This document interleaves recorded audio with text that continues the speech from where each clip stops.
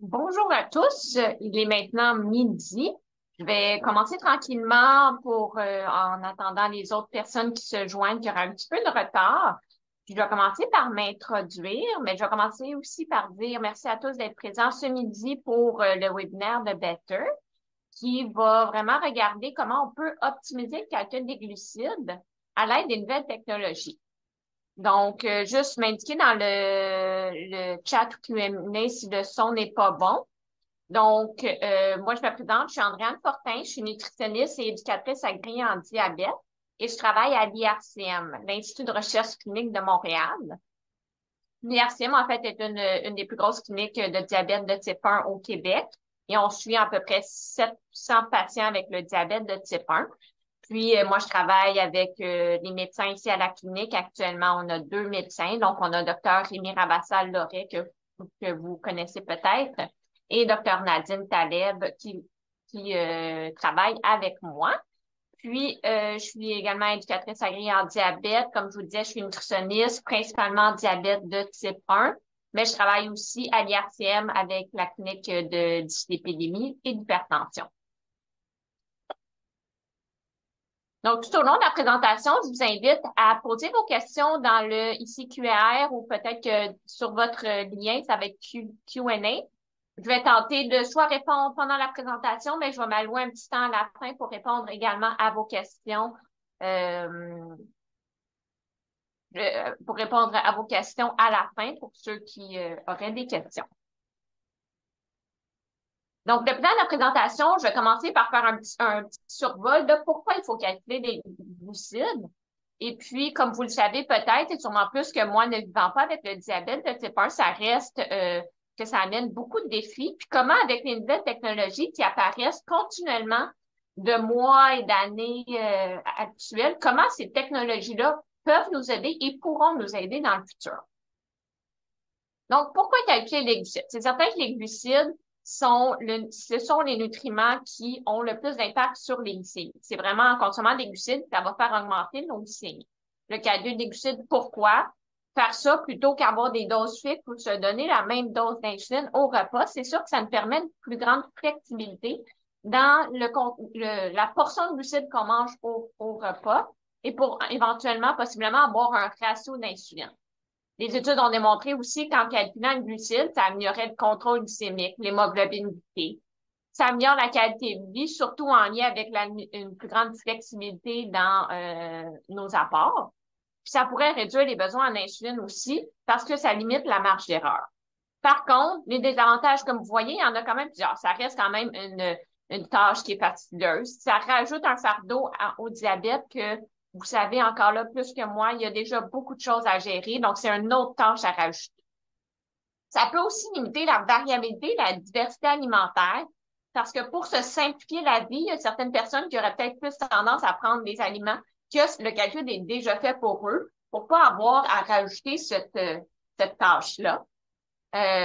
Puis, ça peut être évidemment une source d'erreur. Donc, une source d'erreur, ça fait une plus grande flexibilité une plus grande variabilité dans nos glycémies parce que la source d'erreur en glucides de mon calcul fait que ma dose d'insuline n'est peut-être pas adéquate, ce qui fait que peut-être je vais avoir une hyper ou une hypoglycémie.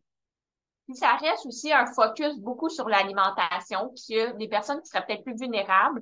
Ça peut être un facteur de risque de troubles alimentaires. Il y a des études qui ont démontré vraiment que ici, c'est une étude, ça date quand même. Puis si on la refaisait, je pense que les résultats seraient similaires. Mais c'est une étude qui a été faite avec des patients avec un diabète de type 1, puis ça mentionnait que l'erreur moyenne du calcul des glucides était de 20. Donc, ils ont demandé aux patients de faire le calcul et ils ont calculé précisément. Et c'était souvent une sous-estimation. Donc, les patients calculaient souvent moins que la quantité réelle. Et plus le repas était gros, plus la marge d'erreur ou l'erreur était grande. Évidemment, si on mange 100 grammes de glucides, est-ce que je consomme réellement 100 grammes ou c'est 120 grammes ou 80 grammes? Parce qu'il y a tellement de petits aliments qui m'ont additionné ou qui me sont rendus à mon 100 grammes. Versus si je mange 15-20 grammes, la marge d'erreur est évidemment plus faible ou moins fréquente. Puis, c'était au déjeuner qu'il y avait le moins d'erreurs pour plusieurs raisons. C'est souvent le repas qui est le plus régulier. Il y a souvent plus d'étiquettes nutritionnelles, des céréales à déjeuner, du pain. Donc, c'est un petit peu plus facile. Ici, ça réduit un petit peu tout ça, mais en termes de calcul des glucides, je pense qu'en gras, faut quand même garder une notion de plaisir dans tout ça pour pas avoir une trop grosse, pour pas que ça rajoute une trop grosse tâche. Comme je vous le disais, il y a tellement de facteurs et tellement de choses que vous devez gérer quotidiennement. Donc, avec le calcul des glucides, c'est quelque chose que je rajoute en plus, qui peut être assez fastidieux si on veut avoir une précision. Ici, c'est juste des bulles, plein de choses qui affectent le contrôle glycémique en plus du calcul des glucides. Si les bulles en rose, c'est vraiment juste les choses qui sont en lien avec l'alimentation. Mais si vous l'avez remarqué probablement, mais si on mange la même chose à un repas le lundi et le mardi, ça se peut que le lundi, notre glycémie a été super belle, j'ai mangé la même chose. Le lendemain, j'ai eu une hyper ou une hypoglycémie parce que mes bulles qui sont pas roses, c'est toutes d'autres choses qui affectent. Le stress, l'activité physique que j'ai faite la veille, l'heure de la journée, la température, la saison, le cycle menstruel, si j'ai fait du sport, si je couvre un petit virus. Puis, on a vraiment une liste c'est des listes qui ont été sorties, autant Better qui offre un outil sur leur site web que le classique document des 42 facteurs qui affectent la glycémie. Plus vous vivez avec le diabète, plus vous allez possiblement identifier des facteurs que pour vous, ils affectent votre glycémie. Donc, la liste, elle est de 42 semble grande, mais on pourrait sûrement ensemble, tout ensemble, les participants aujourd'hui, on pourrait en rajouter d'autres qui ne sont pas inclus. Comme je vous disais tantôt, les glucides, c'est vraiment le nutriment qui a le plus d'impact sur la glycémie. Par contre, il y a d'autres nutriments qui jouent aussi sur le contrôle glycémique. C'est là qu'aujourd'hui, je vais vous montrer comment s'ajuster le contrôle glycémique, quoi faire pour éventuellement vous montrer les nouvelles technologies, comment ça peut vous aider. Donc, évidemment, en tant que nutritionniste, on recommande d'avoir une assiette équilibrée, un repas équilibré contenant vraiment comme le guide alimentaire canadien, contenant des protéines, des glucides, puis des légumes. Vraiment l'assiette équilibrée. Puis on le voit que en consommant ce type de repas-là, ici en vert, c'est mon insuline que je prends au repas. Les deux courbes sont juxtaposées. Donc, le fait de manger un repas équilibré et balancé, ça correspond beaucoup plus à mon profil d'action de mon insuline. Si je mange juste des sucres simples, ici j'ai des petits exemples, mais par exemple, du miel, du jus, de la confiture, des sucres simples, c'est des sucres qui vont faire augmenter rapidement la glycémie. Puis mon insuline, elle prend 5 à 15 minutes de temps à agir, dépendant du type d'insuline qu'on prend au repas. Donc, on voit ici que mes deux courbes ne sont pas juxtaposées. Qu'est-ce que ça fait si je prends juste des sucres simples à un repas? Je risque de faire ma glycémie risque d'être en hyperglycémie au début. Je ne sais pas si vous voyez ma flèche, mais à 1 heure ici, ma glycémie, elle est très haute. Mes glucides de mon repas sont très hauts, mais mon insuline n'est pas encore à son action maximale. Donc, ma glycémie reste plus haute, mais c'est par après, une fois que mon insuline prend plus action, là, mes glucides, vu que c'est des glucides rapides, ça monte rapidement, mais ça chute rapidement. Donc, c'est là que je suis à risque d'hypoglycémie par la suite. Donc, quoi faire dans ces repas-là? Si je reprends ma petite courbe, ça pourrait être devancer l'injection. On vous a peut-être répété, dépendant de qui vous suit. Moi, c'est quand même quelque chose que je répète régulièrement. D'essayer de faire l'injection le plus avant possible, dépendant du type de repas. Mais si on est capable d'y aller vers 5 à 15 minutes de temps avant, ça ferait que ma courbe verte irait vers la gauche, puis on essaie de juxtaposer les deux courbes. Mais c'est vraiment aussi d'utiliser les lecteurs de glycémie en continu, puis de voir là, avec les tendances, les flèches et s'adapter. Ou prendre des glycémies un petit peu plus fréquemment, quitte à faire des corrections par la suite. Ensuite, on a les autres nutriments là, qui sont très problématiques ou plus difficiles à gérer, les lipides et les protéines. Donc, ici, on parle souvent, vous avez sûrement entendu parler du repas de pizza, vous l'avez peut-être remarqué. La pizza est un repas qui est quand même très riche en gras et contient des protéines. Donc, là, ici, ma courbe bleue, c'est ma pizza. Puis, on garde la même courbe verte d'insuline. Ici, c'est un petit peu l'effet contraire. Vu que quand je mange de la pizza ou des repas qui sont riches en gras et en protéines, la digestion se fait plus lentement. Donc, mon insuline, au début, elle est déjà active, mais j'ai pas complètement digéré ou je vais digérer un petit peu plus tard ma pizza. Donc, je risque de faire des hypoglycémies au début ou plus au début du repas, au début du repas. Mais ensuite, une fois que ma glycémie va être plus haute à cause de l'effet des gras et des protéines, là, mon insuline n'est plus vraiment active. Donc là, je suis en hyperglycémie. N'hésitez pas si je vais trop vite, mais ça, c'est quand même d'autres points qui ont été discutés dans d'autres webinaires aussi. Donc, les protéines à eux seuls, si je consommais uniquement des protéines, donc ça ferait, il y a des études qui ont démontré que manger juste des protéines fait augmenter la glycémie jusqu'à 1 heure et demie après. Ça pourrait équivaloir à peu près à 20 grammes de glucides, même s'il n'y a pas de glucides dans mon repas. Par contre, les études, c'est juste manger des protéines pour avoir cet effet-là qui est quand même important. Il faudrait consommer des très grandes quantités de protéines. On parle de 75 grammes de protéines. 75 grammes, on parle de 225 grammes de viande.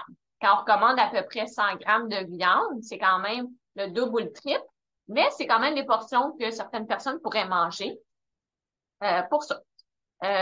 Puis, comme je vous dis, pour un repas qui contient quand même beaucoup de protéines, mais un petit peu de glucides, des fois, on a besoin d'une petite dose d'insuline supplémentaire pour couvrir, là, comme on pourrait démontrer un petit peu, c'est comme si une partie des protéines se transformait en glucides pour faire augmenter la glycémie. Ensuite, je parle des lipides, donc le gras. Le gras, ça fait un petit peu la même chose. Le gras, ça fait augmenter la glycémie, mais un petit peu plus tardivement. Donc, mon hyperglycémie, on peut l'avoir 3 à 4 heures après. Les deux ont des effets additifs également. Comme la même chose, 50, ici, une étude qui a démontré chez des patients avec un diabète de type 1 que 50 grammes de gras augmenterait les besoins en insuline sur une période de jusqu'à 5 heures. Donc, les effets, là, sont vraiment pas juste immédiats, là, ça peut durer une longue période. 50 grammes de gras, c'est quand même une bonne quantité de gras, là. On parle de 5 à 6 cuillères à thé de beurre. Est-ce que c'est quelque chose, une portion qui est réaliste? Peut-être pas, mais c'est juste pour vous montrer, là, un petit peu l'effet.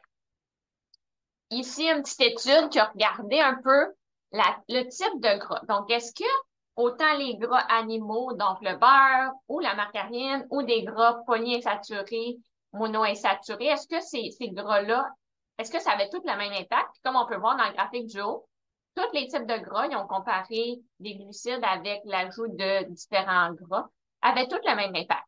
Par contre, plus on augmente la quantité de gras, plus la glycémie va rester haute longtemps.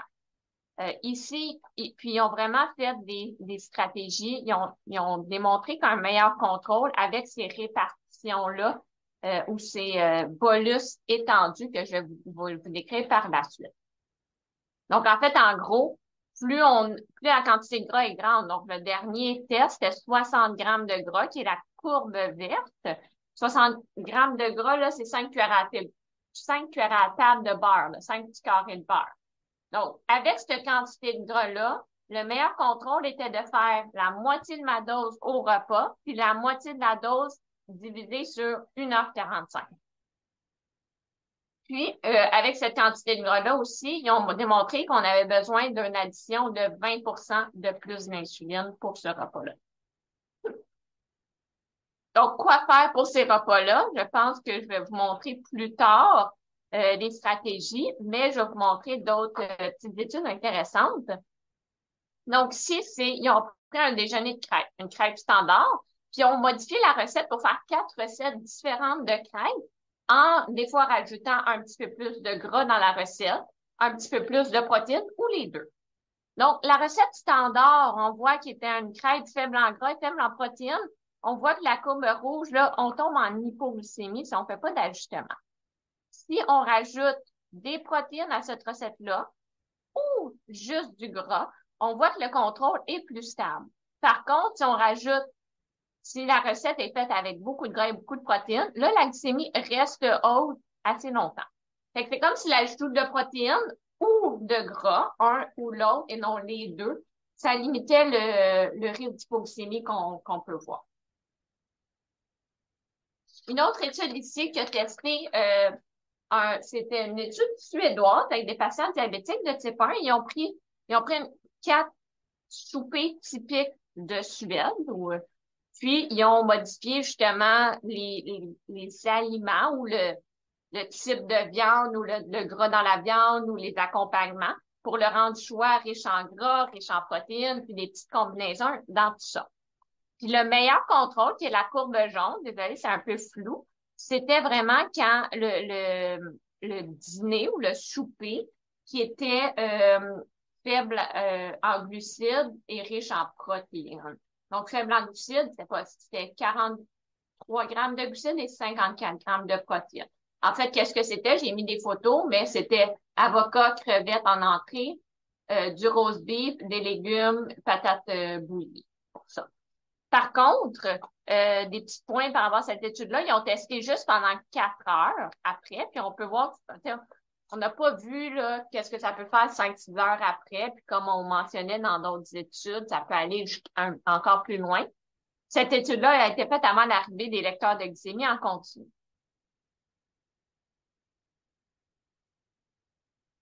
Donc, c'est quoi les stratégies? Il y a différentes stratégies. Vous allez le remarquer, il y a beaucoup d'essais-erreurs. Même moi, quand je donne mes conseils aux patients, il y a beaucoup d'essais-erreurs, mais comme je pense qu'on s'en va dans la bonne direction pour que ces essais-erreurs-là soient un petit peu masqués ou les technologies vous aident à limiter ce risque d'essais-erreurs-là. Si on a des pompes à insuline, des stratégies seraient d'augmenter un petit peu la dose d'insuline au repas ou d'utiliser les fonctions de la pompe supplémentaire qu'on appelle bolus carré ou duo. Pour les injections multiples, c'est un petit peu le même principe. Donc, on pourrait essayer d'augmenter un petit peu la dose au repas mais plus, je dirais, de diviser la dose en 2 injections. Donc, faire un petit peu le même principe que la pompe insuline ferait automatiquement, mais en se faisant 2 injections. C'est quoi les stratégies ou les modes spéciaux avec les pompes à insuline? Il y a le bolus carré et le bolus duo ou prolongé. En fait, le bolus carré, ça veut dire que si je me donnais, par exemple, 10 unités à ce repas-là, je peux dire que je peux demander à ma pompe de me donner ce 10 unités-là sur une période, par exemple, de 2 heures. C'est comme l'image, là, au centre ici.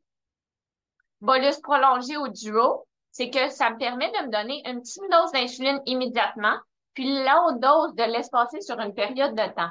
Par exemple, si je conserve mon 10 unités, je peux dire je veux 5 unités maintenant, puis le 5 unités excédentes, ou le 5 unités qui restent, je veux le consommer dans les 2, je veux que ma pompe me le donne sur les 2 prochaines heures. Avec les nouvelles pompes à insuline, par exemple, ceux qui sont sous pompe Tandem Control IQ, on peut faire un bolus prolongé ou duo, mais sûrement sur une période de 2 heures. Les nouvelles pompes, la pompe Medtronic 780, 770, il n'y a plus ces options-là. Parce que justement, avec les nouveaux algorithmes et le pancréas artificiel, la pompe est déjà capable de moduler un petit peu avec la basale ces ajustements-là. Ici, c'est une étude aussi, mais qui a montré, comme je vous disais, avec les glucides et les protéines, on a des fois besoin d'un petit peu plus d'insuline au départ. Donc, ici, ça a démontré, ça a testé que de donner une petite dose supplémentaire au départ. Donc, si j'avais un bolus de 10 unités, au lieu de faire 50-50, on aurait peut-être besoin de 13 unités, donc 30% de plus. Puis, ici, on divisé à peu près 50-50, mais avec un 30% supplémentaire.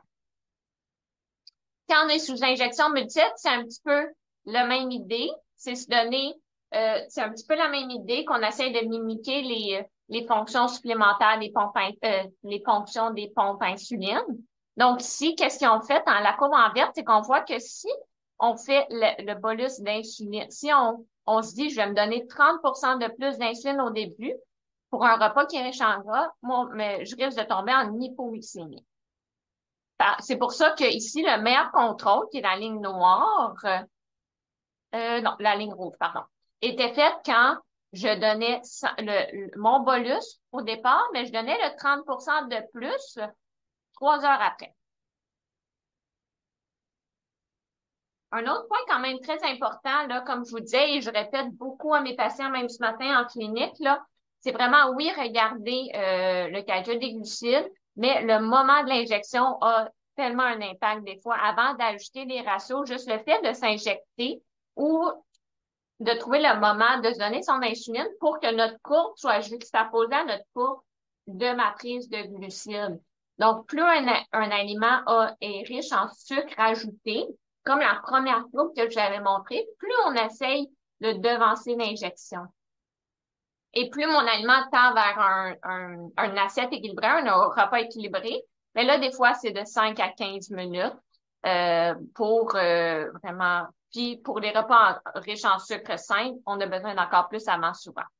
Puis ensuite, si on a un repas qui est plus riche en gras et ou en protéines, ben c'est là que les stratégies que je vous parlais avant. Ici, en rouge, la bulle rouge, c'est que c'est encore plus important et l'impact est encore plus grand au déjeuner. Pourquoi le déjeuner, comme vous l'avez peut-être remarqué, c'est la période qu'on est beaucoup plus résistant à l'insuline. Donc, on a les hormones du matin qui fait que on a besoin d'un petit peu plus d'insuline. Donc, si on est capable au déjeuner de se donner son insuline 15-30 minutes avant, dépendant, il va vraiment graduellement. On regarde, si vous avez des lecteurs de glycémie en continu, on regarde un peu les tendances. C'est vraiment le premier repas à cibler. Heureusement, c'est aussi le repas qu'on a un petit peu plus de routine, qu'on est à la maison. Donc, on sait, des fois, c'est juste comme je dis à mes patients de dire, on se donne son insuline, le temps qu'on mette les toasts dans le toaster, qu'on beurre, on a des fois un petit 5 minutes. Puis après ça, c'est essayer de le mettre dans la routine, mais de devancer de plus en plus tranquillement. Ici, c'est juste un graphique pour dire que oui, ici, c'était une injection 20 minutes avant, on voit que ça limite vraiment le pic au repas, la courbe en fait. Après ça, il y a des études qui se rendent compte que bon, est-ce qu'on peut regarder la chronologie? Donc, qu'est-ce qu'on mange en premier?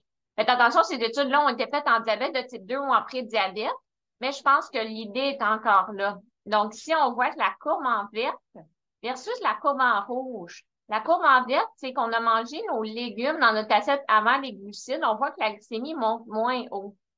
Ici, la même chose, on mange les protéines avant les glucides, les protéines et avant les glucides, on a la courbe en mauve. C'est certain qu'avec un prédiabète ou un diabète de type 2, on a moins d'excursion glycémique, mais ça monte moins haut. Ça vient un petit peu avec l'action d'insuline. Donc, si on mange les légumes avant les glucides, puis on se donne son insuline, le fait de manger des légumes, ça fait que, en fait, ça représente un petit peu de faire son injection 15 minutes avant, parce qu'une fois qu'on est rendu à manger des glucides, là, notre insuline est déjà active.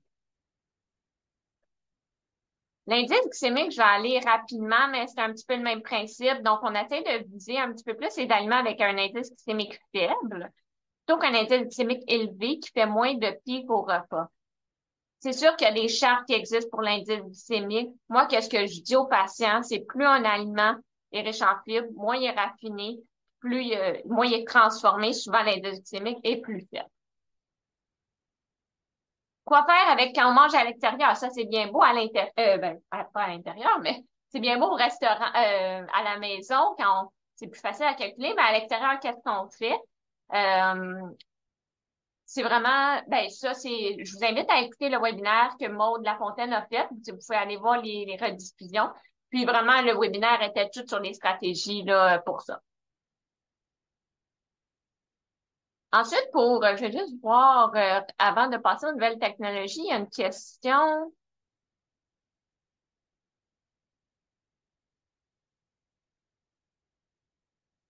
Donc, il y a quelqu'un qui dit qui mentionne qu'elle a coupé beaucoup les glucides là, qui se digéraient lentement parce que son insuline agissait trop rapidement versus la digestion. Est-ce que l'utilisation d'une pompe pourrait aider? C'est certain qu'une pompe avec les fonctions supplémentaires peuvent aider. Par contre, ça reste un coût supplémentaire, ça reste pas la solution pour tous. Je pense que juste essayer de diviser la dose en deux, parfois pour ceux qui ont une gestion plus lente. Là, je parlais beaucoup de faire l'injection avant, mais s'il y a une présence de gastroparésie, des fois, c'est au contraire, on veut faire plus notre insuline après les repas. Donc, c'est vraiment soit diviser la dose en deux, faire l'injection après, ce serait peut-être des stratégies parce que je pense que la solution n'est pas de couper des glucides. C'est bon. N'hésitez pas s'il y a d'autres questions. Je vais continuer pour la deuxième partie. Donc là, on a parlé là, vraiment calcul des glucides. Puis les nouvelles technologies, comment ça peut nous aider. Donc, là, il y a des applications. Je vous invite à voir le beau document que Better a fait pour toutes les applications qui sont actuellement disponibles. Chacune a des avantages et des désavantages. Il y en a qui sont plus avec l'image d'un assiette, un outil visuel. Il y en a qui sont plus fiables que d'autres. Il y en a, dépendant de la base de données, il y en a que c'est des bases de données américaines, européennes, puis c'est peut-être pas les mêmes aliments qu'on consomme. Moi, je dirais la plus fiable actuellement est vraiment Nutriments Canada parce que c'est basé sur notre fichier canadien des valeurs nutritives. Par contre, il n'y a pas d'image avec ça. Ça fait quand même un tableau de la valeur nutritive. Donc, c'est peut-être voir avec votre professionnel de la santé s'il y en a qui recommandent. Moi, je dirais Nutriments Canada pour commencer. Les autres, il y a Chronometer aussi qui est quand même assez utilisé, qui a quand même une bonne base de données. Si on va au restaurant, il y a beaucoup de chaînes de restaurants qui ont les valeurs nutritives là, sur Internet, donc se baser là-dessus. Donc, lecteur de glycémie en continu, nous, à notre clinique, c'est quand même quelque chose qui est quasiment presque tout le monde a des lecteurs de glycémie en continu. Je sais que c'est peut-être pas représentatif, mais ça reste de plus en plus, surtout avec la couverture de la RAMQ pour ces systèmes-là. La première priorité, évidemment, je vous dirais, je mentirais si c'est pas d'avoir un calcul des glucides précis, mais c'est d'utiliser les lecteurs de glycémie en continu de façon optimale. Donc, oui, ça me permet de voir les tendances au repas et s'ajuster par la suite. C'est réagir aux flèches ou regarder les flèches et les alarmes pour traiter les et les hypoglycémies plus rapidement. Comment utiliser ça, en fait? Les flèches. Première chose, c'est de voir quand je mange, quand je me donne l'insuline. Si j'ai tendance, tu sais, si je m'en allais manger, puis en plus, ma glycémie s'en va déjà vers le haut, mais c'est peut-être faire un facteur de correction un petit peu plus élevé pour corriger mon hyperglycémie en prenant en compte que si ma glycémie est haute et je m'en vais déjà encore plus haut. Si le flèche est vers le bas, au contraire, c'est peut-être d'attendre le moment de l'insuline. Euh, C'est ça. Puis attendre d'être familier un petit peu avec les flèches. Ici, l'outil Better, ça démontre un peu selon votre système, que ça soit, si vous en avez un, Dexcom, Medtronic ou Freestyle, qu'est-ce que ça signifie une flèche? C'est quoi Donc, si ça démontre selon la flèche, c'est quoi la prédiction de la glycémie dans les 10 prochaines minutes? Ensuite, les alarmes. Donc, avec ces systèmes-là, oui, on a les flèches, on voit notre glycémie, on voit dans quelle direction on s'en va, mais on peut aussi mettre des alarmes. Ça, c'est quelque chose de super intéressant. Surtout pour des gens qu'on ressent moins les symptômes, autant d'hypoglycémie, mais d'hyperglycémie, il faut quand même, pour avoir des symptômes, avoir des valeurs assez hautes, puis souvent un petit peu plus hautes que notre professionnel de santé voudrait avoir quotidiennement. Donc, la première chose, c'est l'alarme. On veut pas non plus que ça soit trop dérangeant. Donc, c'est cibler des alarmes qui vont qui nous font prendre une action, en fait. Si je mets mon alarme à 8, est-ce qu'à 8, je vais vraiment faire une dose de correction de ma glycémie ou est-ce que je vais prendre action? Si la réponse est non, ça vaut pas la peine de la mettre, ça va juste vous déranger plus que d'autres choses. Ici, j'ai mis un exemple. Si on met notre alarme, si on se dit que moi, moi, je me sens à l'aise, je vais corriger ma glycémie. Quand je suis à 15, ben, je vais mettre mon alarme à 15. Si mon CGM, mon lecteur de glycémie sonne, quand je suis rendue à 15, c'est là que je vais me dire, bon, ben là, je vais me corriger.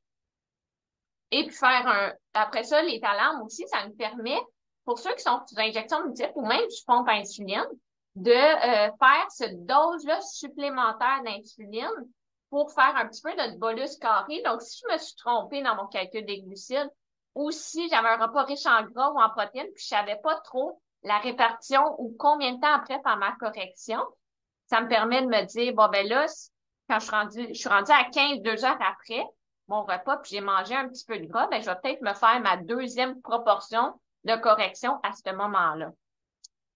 Les alarmes aussi pour le bas, moi, qu'est-ce que je conseille? C'est de mettre des alarmes de glycémie basse avant la valeur de l'hypoglycémie, donc que ça soit 4,2, 4,5, pour prévenir les hypoglycémies au lieu de tout le temps être réactif.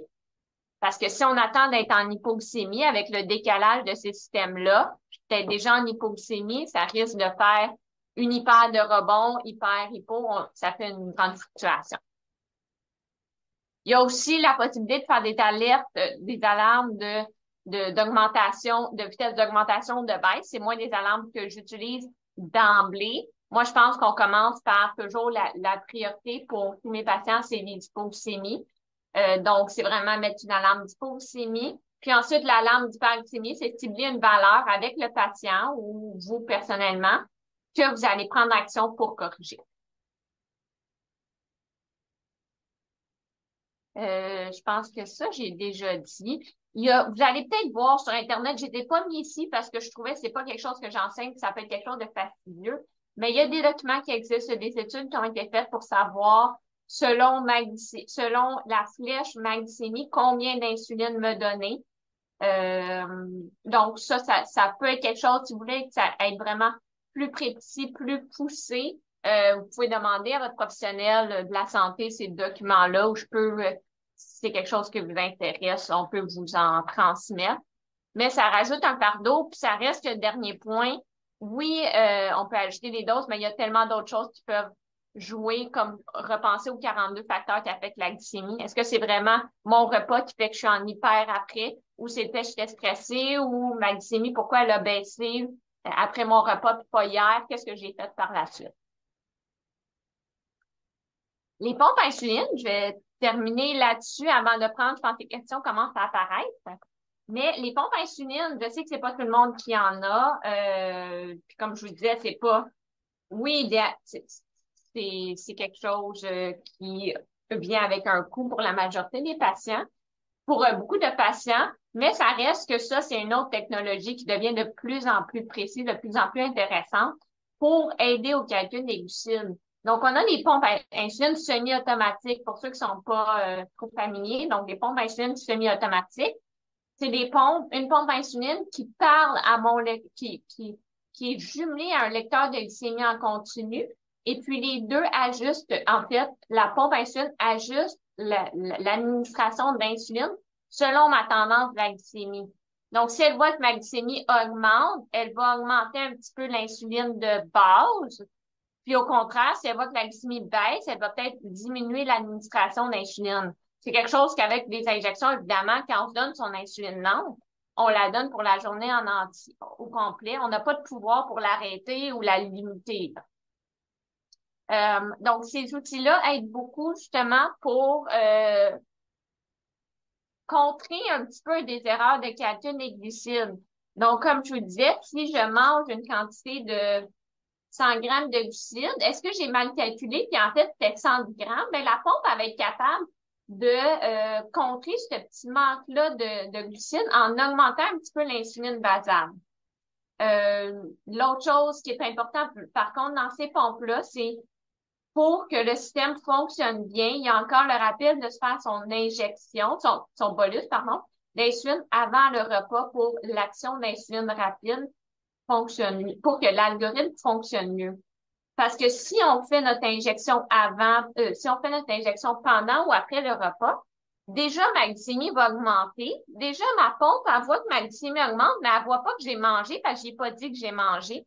Elle va augmenter la basale. Donc ça reste qu'une fois que j'ai dit que je mange, ben là, ça risque de faire une accumulation des deux facteurs, puis peut mener à l'hypoglycémie. Ici, donc j'essaie juste de voir les autres points. La même chose en termes d'hypoglycémie. Donc, avec ces pompes-là, souvent, on a besoin d'un petit peu moins de glucides pour corriger une hypoglycémie parce que quand ma glycémie chute, ma pompe, elle voit déjà que ma glycémie chute. Elle a déjà commencé à diminuer l'insuline, l'administration d'insuline. Donc, si je prends une quantité de glucides de 15 grammes ou plus que ça, là, ça risque de faire une trop grosse hyperglycémie par la suite. Comme je vous disais, les pompes, c'est pas toutes les pompes actuellement qui ont l'option des bolus étendus, bolus carrés, parce que ces systèmes-là sont quand même capables, avec leur algorithme, avec l'augmentation de la basale et des petits bolus de correction, de contrer ces effets-là des repas qui sont plus gras ou plus riches en protéines. Les nouvelles pompes, il y a deux pompes, mais en fait, les pompes semi-automatiques, on parle de la Tandem Control IQ et de la Medtronic 780 actuellement, qui est la version plus avancée.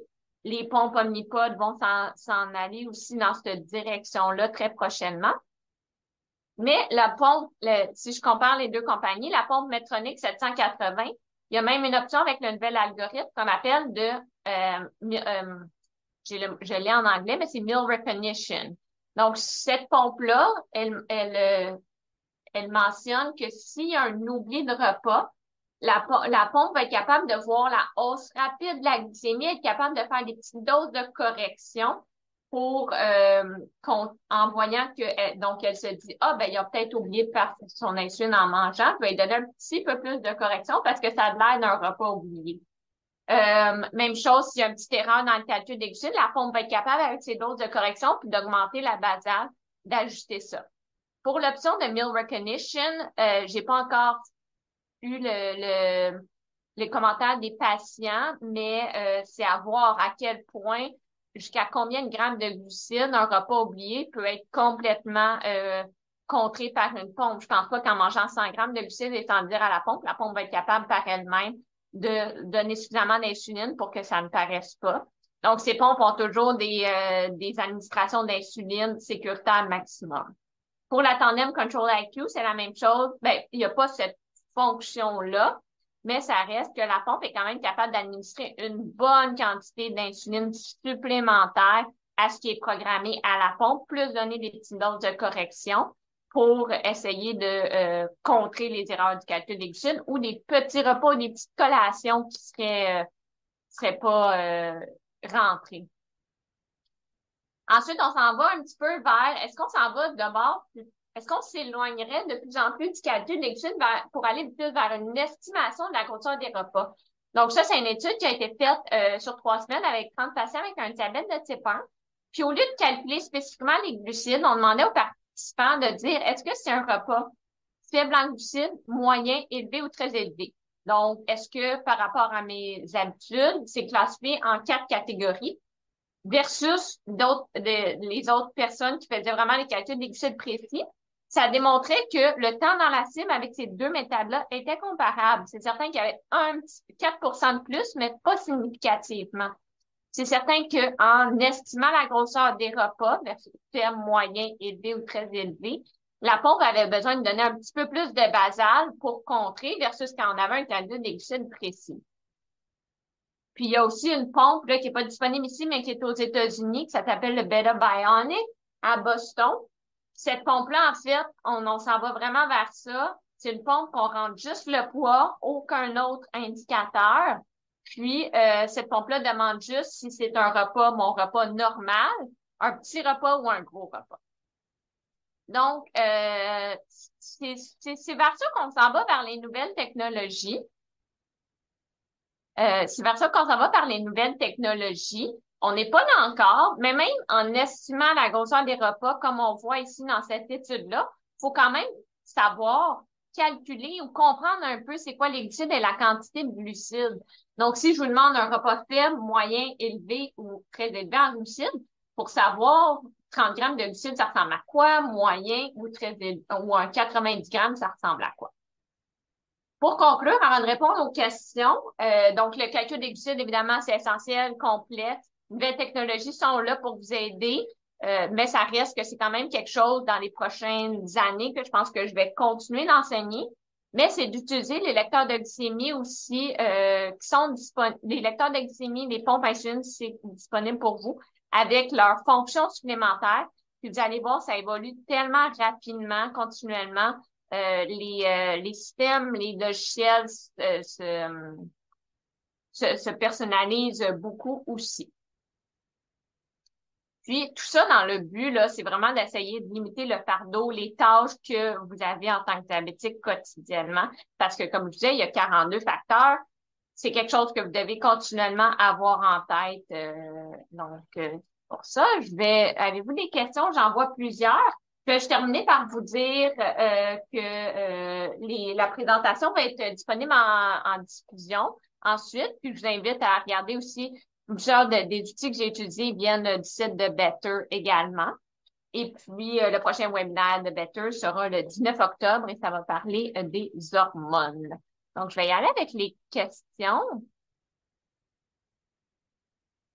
Il y a des questions un petit peu plus personnel pour ça. Je vous invite à, si c'est des questions plus précises par rapport à la prise ou perte de poids, je suggère de plus parler avec votre équipe de soins pour ça.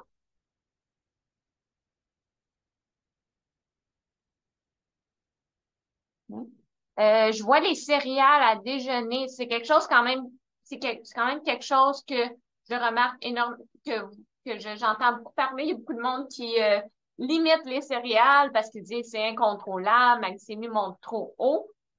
Le matin, comme je vous disais, le repas le plus difficile, les céréales, on essaie de faire son injection plus avant. L'affaire avec les céréales aussi, c'est souvent très riche en sucre simple et il n'y a pas beaucoup de protéines. Donc, si on est capable de rajouter un petit peu de protéines en plus, protéines, qu'est-ce que ça fait? C'est que ça fait, oui, stabiliser la glycémie, ça l'aide à la monter un petit peu moins haut. Donc, pour les céréales à déjeuner ou pour tout autre type de déjeuner qu'on a de la misère à contrôler, fait son injection avant, mais encore plus avant, puis on rajoute une petite source de protéines, ça pourrait aider. Hmm. Est-ce que la quantité de glucides pour le riz, est-ce que c'est du riz cuit ou riz sèche? C'est généralement du riz cuit, mais ça dépend vraiment des marques. Souvent, dans le fichier canadien, dans l'application nutriments que je vous disais, on a l'option de voir les deux valeurs. L'application. Il y a quelqu'un qui mentionne qu'il y a aussi une application qui simule le calcul et prédit la glycémie en fonction du type d'insuline et du nombre de glucides ex-drip. Donc, je vous invite à aller voir ça. C'est pas une application que je connais pour ça. Avez-vous des meilleurs résultats avec la 780 ou la Tandem Control IQ? Je pense que moi, j'ai des bons résultats avec les deux. Je pense que c'est vraiment plus patient dépendant. Chacun ses avantages et ses désavantages, entre autres en termes de autant l'algorithme, qu'il y en a un qui est peut-être plus personnalisable que l'autre, et puis le lecteur de glycémie aussi qui est associé.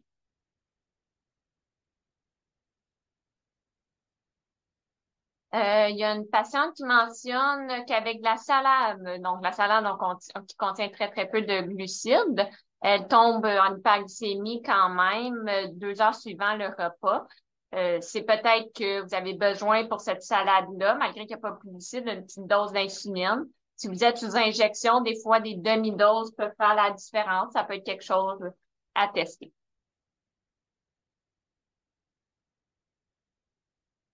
Notre patiente ici qui mentionne, c'est quoi la moyenne de glucides, de consommation de glucides au repas? Vous avez de la chance ou en fait, en ayant le diabète de type 1, on a beaucoup plus de flexibilité. Avant, on parlait vraiment de 45 grammes à 60 grammes de glucides au repas.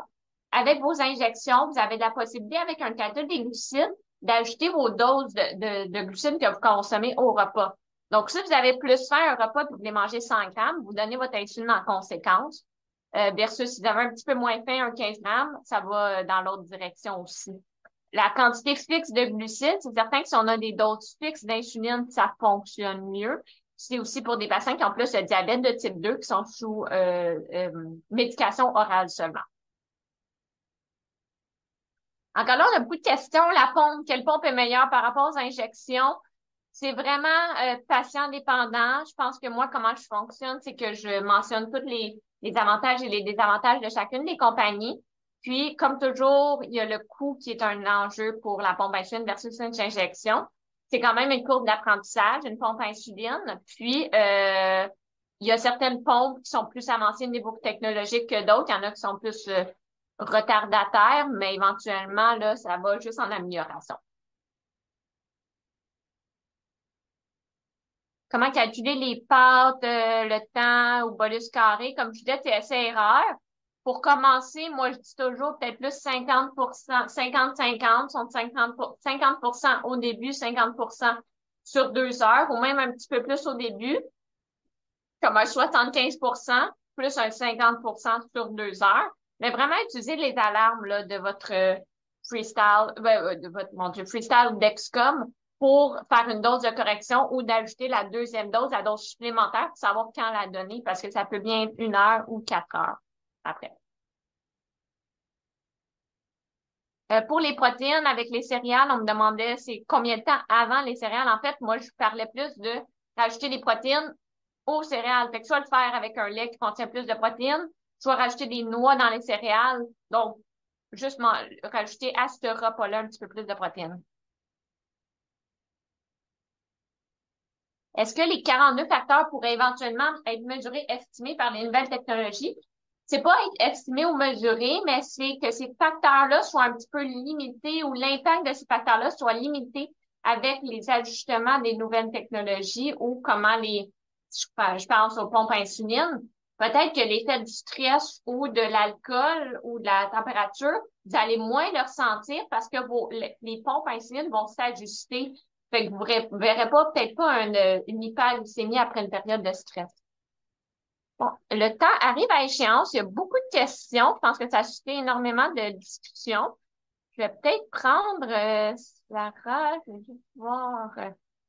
Je sais pas, c'est difficile de départir la meilleure. Mais je vois qu'il y a quand même beaucoup d'intérêt. On pourrait voir aussi si vous peut-être écrire à Better si vous aimeriez qu'on refasse quelque chose de plus spécifique par rapport à vos questions. Mais je pense que je vais vous laisser avec ça. Malheureusement, je me sens toujours mal de couper les personnes, mais je veux pas choisir une question par rapport à une autre. Puis il y en a qui sont un petit peu plus personnelles à la personne en tant que telle. Donc, n'hésitez pas à consulter votre équipe de soins en espérant que vous avez un bon suivi. C'est une courbe d'apprentissage, ces lecteurs de glycémie-là en continu, mais c'est malheureusement d'essai-erreur, mais l'erreur va être de plus en plus masquée avec l'utilisation de ces nouvelles technologies-là. Donc, je vous souhaite une bonne après-midi à tous. Merci d'avoir partagé votre heure de dîner avec moi. Puis, je vous invite à, si vous avez manqué quelque chose, regarder la rediffusion. Sinon, je vous invite à aller voir Better, continuellement y mettre à jour des nouveaux articles. Puis, les outils aussi, il y a beaucoup de documentation très utile.